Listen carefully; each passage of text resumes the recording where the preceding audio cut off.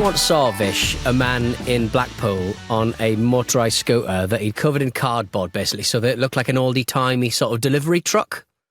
And he was leaning back in his motorised scooter chair and he was smoking a pipe. He looked cool, he looked laid back, but he was still being a fucking idiot. This is how Arsenal approached this football match. It was weird, it was strange, but it was also very laid back as well, Vish. Yeah. I don't think it had any right to be as entertaining as it was, considering the fact that it's a bit of an afterthought. Like, it sits alone on a Wednesday night, which made it seem quite eerie. And also just because of what they both have ahead of themselves. You know, Crystal Palace have a FA Cup semi-final against Aston Villa on the weekend. Arsenal have their own semi-final in the Champions League against PSG next week. And so a game that should have been players going through the motions and making sure to not get hurt ended up in turning into a bit of a clown show, much to our enjoyment. Yeah, I mean, I guess the main sort of title is that if Arsenal lost to Crystal Palace, then Liverpool would have been crowned champions without having to kick a ball. I think for most Arsenal fans, the title has kind of gone away in their emotions, and obviously they're focusing on that match in 6 days' time. But in the match itself, Arsenal went ahead in the first half only for a very special essay volley from range off a corner to equalise. A beautiful goal. Arsenal taking the lead just before half-time for 2-1.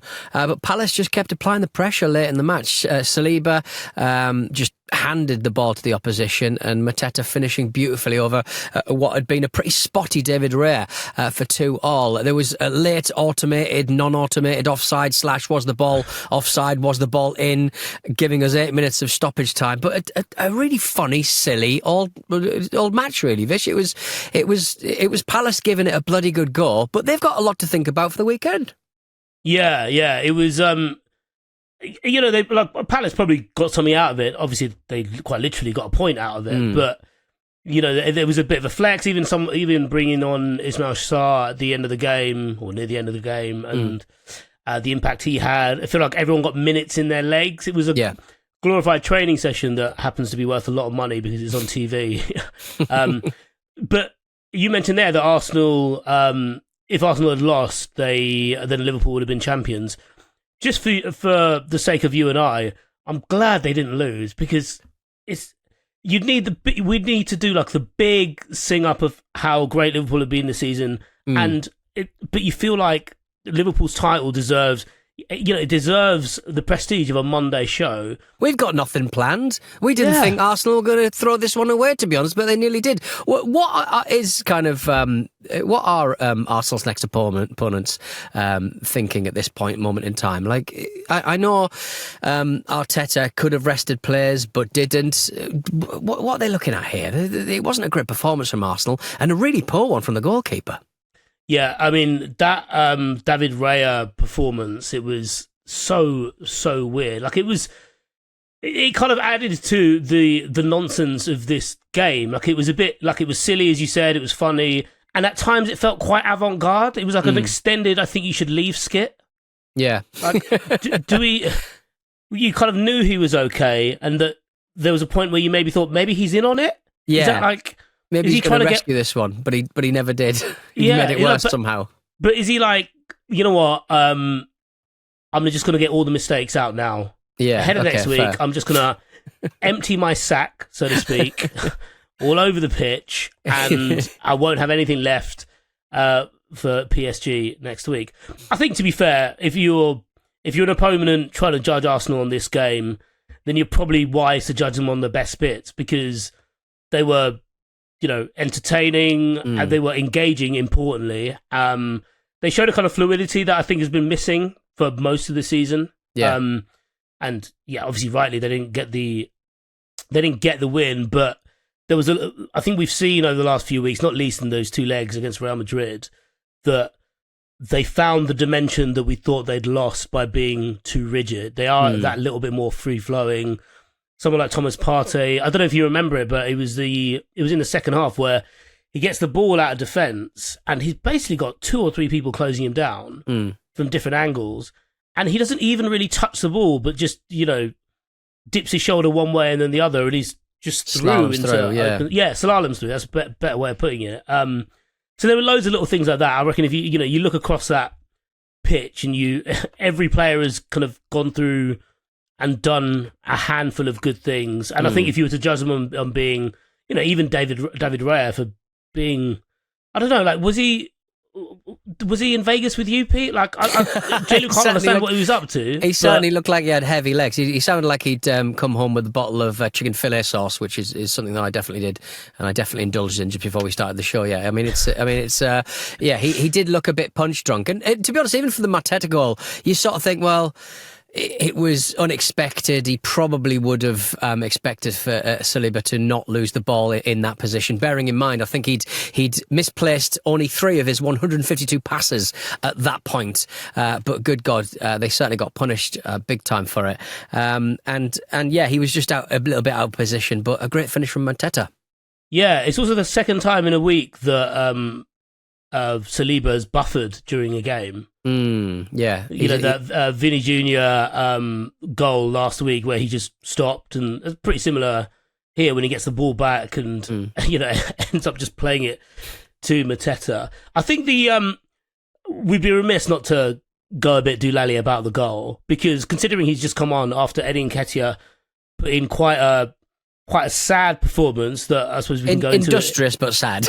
Yeah. And the industry actually made it sadder because he was trying very hard to... He'd already thought about his winning goal. His lack of celebration upon scoring and the subsequent Instagram post.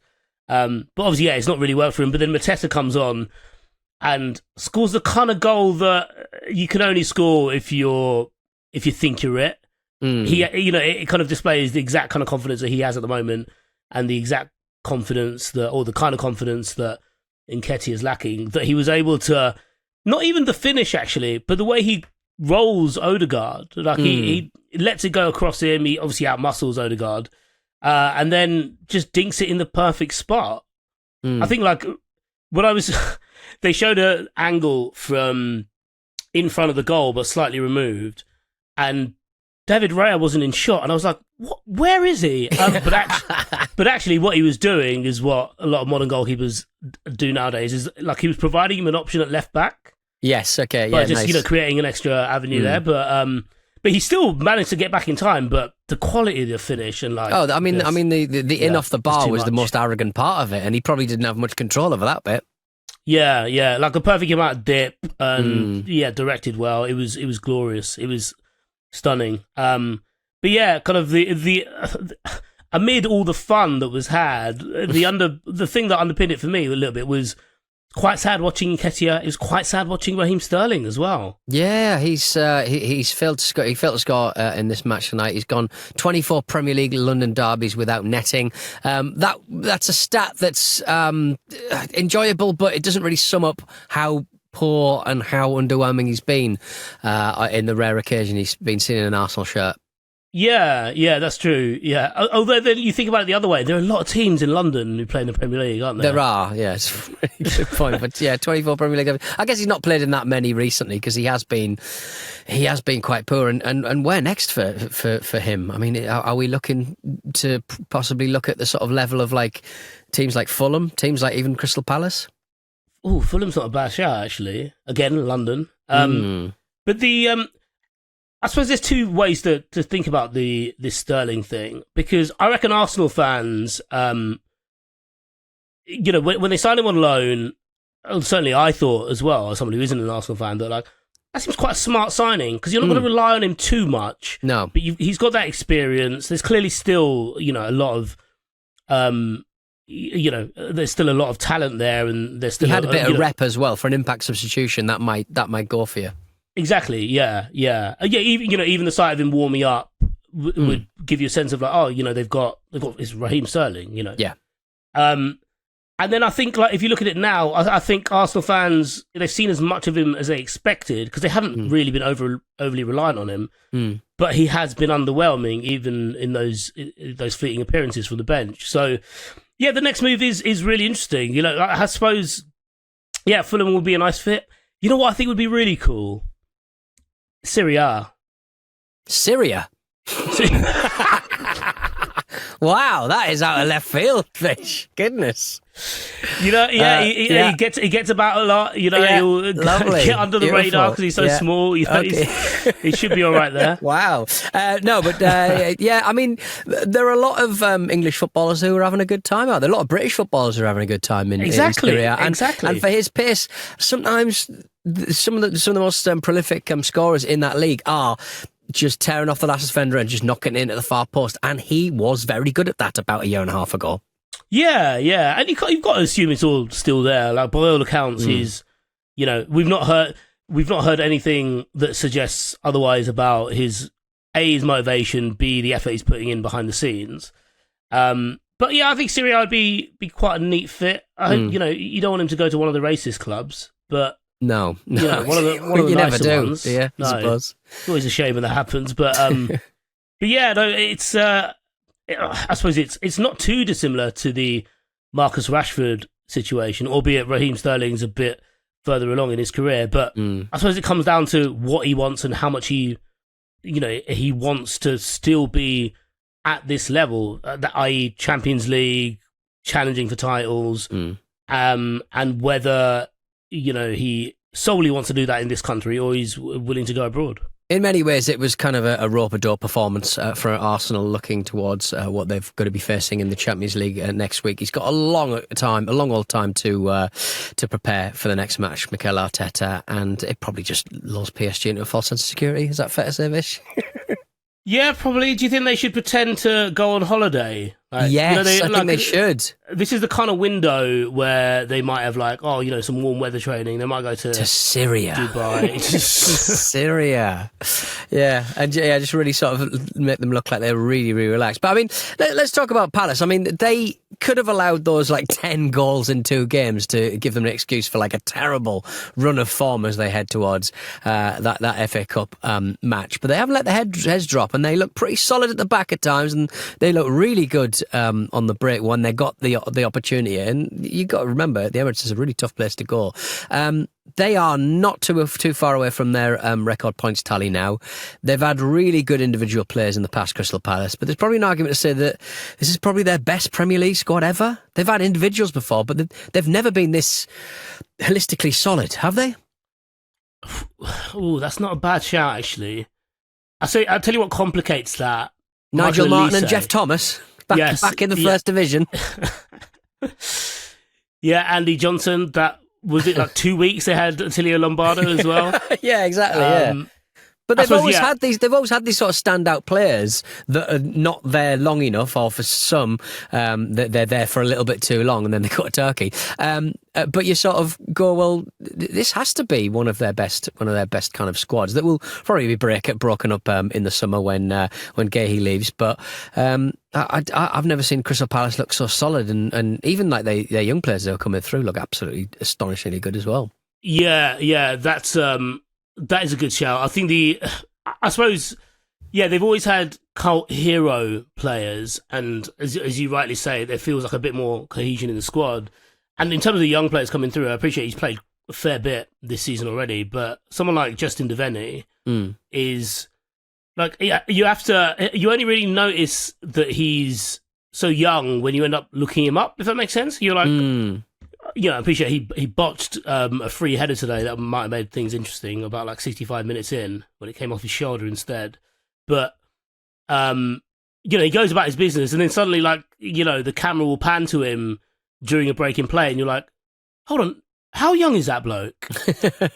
He's ridiculously young. Because, when he's out there, doing his thing, he looks like he's been doing it for years and years. And I suppose that speaks to the system that Glasner has put in place there, and the understanding that players have when they come in, and I suppose that speaks to your point about why it feels like they have a more solid squad, because everyone comes in and it all feels a bit seamless, really. Yeah, they have to basically have, if you give or take someone playing out of position, they've got a couple of options in basically all but maybe Eze's position as well. But Eze's quite a unique player and a unique exactly, performer. Yeah. He's one of the standout kind of players, isn't he? But I mean, his fourth Premier League goal was absolutely stunning. A volley from the edge of the box. They do score a lot of goals from set pieces this season, but they'll not score a harder one than that.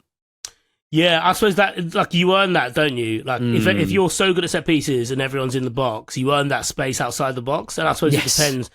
You kind of, then you're banking on two things there, like when to pull the cord and actually do it, put the ball on the edge of the box, and then hoping that they volley it, because you only get one chance to do that in a game, and maybe over the course of like a 10-game span, because they're not going to be able to do that on the weekend now because they'll know idiots, what's happening. they've let Aston Villa know about it. I know, they've got a point out of it. Absolute rubbish. But I mean, speaking of goalkeepers, Dean Henderson's an excellent goalkeeper. He's having one hell of a season. All of these players have kind of raised their level under Oliver Glasner, I think. I mean, we've got Hughes. He's got a new contract this month. He's found some higher gears. Daniel Munoz as well, right back. He signed a new contract this week. Bit of a surprise package, all told. What was he, like 6, 7, 8 million euros or something? And he was signed under Roy Hodgson, like weeks before his current manager took the reins, and he's been flipping great. He's got loads of assists. The Athletic did a piece on him yesterday or today, talking about his new contract and talking about how much running he does. He does more running than anyone else in the Premier League, pretty much. Wow, I didn't know that. I suppose when they got rid of, like, thank God, what a nuisance, but when they sold Elise to Bayern Munich, certainly at the start of the season, he was playing a bit further forward, and it didn't really suit him. Even though you associate him with getting to the byline and getting on the other side of his opposing fullback, and you realise actually he needs the kind of run up to get to full speed and to get that opportunity to get beyond his opposite man. And so like it feels like he's played a bit more withdrawn, but that only makes him more prominent when he's going forward, which is quite cool. I also think like Daichi Kamada as well. He's a very tidy player on the ball, and there were moments in this game today where they shifted the ball really nicely, and there were a couple of times where a better first touch from someone out of their feet on the break would have created a chance further, maybe 2 or 3 phases up the field. But yeah, they're just such a tidy outfit, and I appreciate we weren't necessarily saying this at the first half of the season because of how their results were going. We're probably, I myself have been massively wise after the event, but it does seem that after like a full season of Glasner, that the cohesion they established at the end of last season and also the style of play is just that lot more ingrained, and that's only a good thing. I was really surprised how they started this season after seeing them in person just before the end of the last season. I mean, they were absolutely imperious. They were fantastic. But, I mean, they have got their FA Cup semi-final against Aston Villa. Aston Villa do have an extra day to prepare. But, I mean, when you're playing like that, when you can sort of be so compact and be so defensive, but then still score 2 goals at the Emirates, I mean, you've got to be happy with that level of performance. And I don't think they got any injuries tonight. I'm really looking forward to that fixture.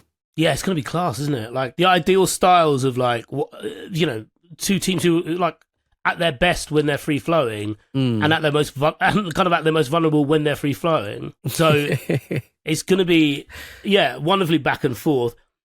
As ever with Wembley, the pitch is going to fuck it up because it's so big. Yes, and that really annoys me. If this was at like a normal ground, if it was at like either at Selhurst or Villa, it will be a much better game for it. But they get their trip to Wembley, and they hope it'll be the first of 2. But yeah, I am very, very much looking forward to it.